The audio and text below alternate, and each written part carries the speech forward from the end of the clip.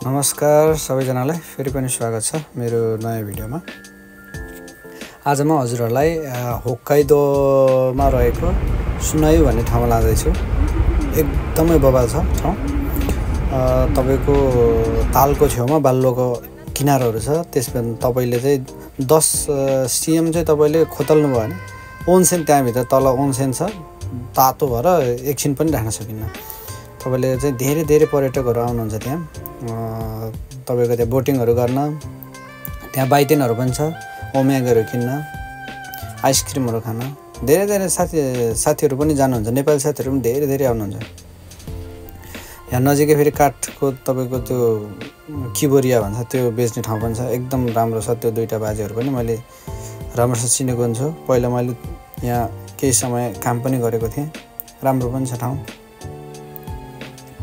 होक्काइदोमा चाहिँ ओसोसोमे नै गर्न चाहन्छु यो ठाउँलाई। यहाँ छेउमा तपाईको नोमेरो ओन्सेन पनि छ। तपाईले ओन्सेन यसरी पिउन पनि सक्नुहुन्छ।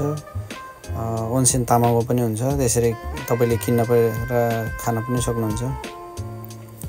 मुकासी एकदम धेरै परापूर्व कालमा छ। यो तालमा चाहिँ डाइनोसर पनि देखिएको थियो अरे भन्छ। मैले चाहिँ सोधेको पनि थिएँ त्यहाँको पुरानो मान्छेहरूलाई। पहिला देखिन्थ्यो अरे पनि भन्ने। अब यो मुकासी बनासेको कुरा हो। देखिन्थ्यो अरे पहिला डाइनोसरहरू पनि हुन्थ्यो अरे। तर अहिले त छैन अब हैन। अब यदि लकी चान्स भयो भने देखिन पनि सकिन्छ फेरि। अब त्यसमा चाहिँ अब यो त्यसमा लक डिपेन्डेन्ट हुन्छ। त्यसमा भर पर्छ। तर परापूर्व कालमा चाहिँ यहाँ डाइनोसरहरू पनि थियो अरे। यसको लागि पनि युमे छ यहाँ। तपाईको टेन्टहरू गर्नको लागि एकदम युमे छ। ठाउँ पनि एकदम फराकिलो छ। टेन्टहरू गरेर बस्न चाहिँ धेरै जापानिजहरू पनि आउनुहुन्छ। मजाले बेलुका आयो, टेन्ट गर्यो अनि बारबिक्यू यताउति गर्यो, भोलिबाट फर्क्यो। साह्रै रमाइलो। नाचुमा त तपाईको त्यहाँ चाहिँ यस्तो भिड हुन्छ नि। तपाईको खुट्टा टेक्ने ठाउँ हुन्न यहाँ।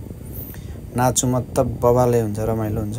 हजुरहरू पनि होक्काइदो हुनुहुन्छ भने अवश्य पनि जानु होला यो ठाउँमा। एकदम राम्रो स्पोट छ। म हजुरहरूलाई यति नै भन्न चाहेँ, ओसोसोमे गर्न चाहेँ। धेरै फर्गिनर भन्छन् अब विदेशबाट गाईको कुजिनहरू धेरै आउनुहुन्छ। रमाइलो गर्नुहुन्छ, बोटिङ गर्नुहुन्छ। स्पोर्टको लागि चाहिँ यो हिगाइरी भन्छ नि, त्यो स्पोर्टको लागि त ओसोसोमे नै हो। ताल नजिकै छ। मजाको चिसो आनन्दको हावा आउँछ। नाचमा त आहा जता हेऱ्यो त्यतै हरियाली, आनन्द छ, शीतलो हुन्छ।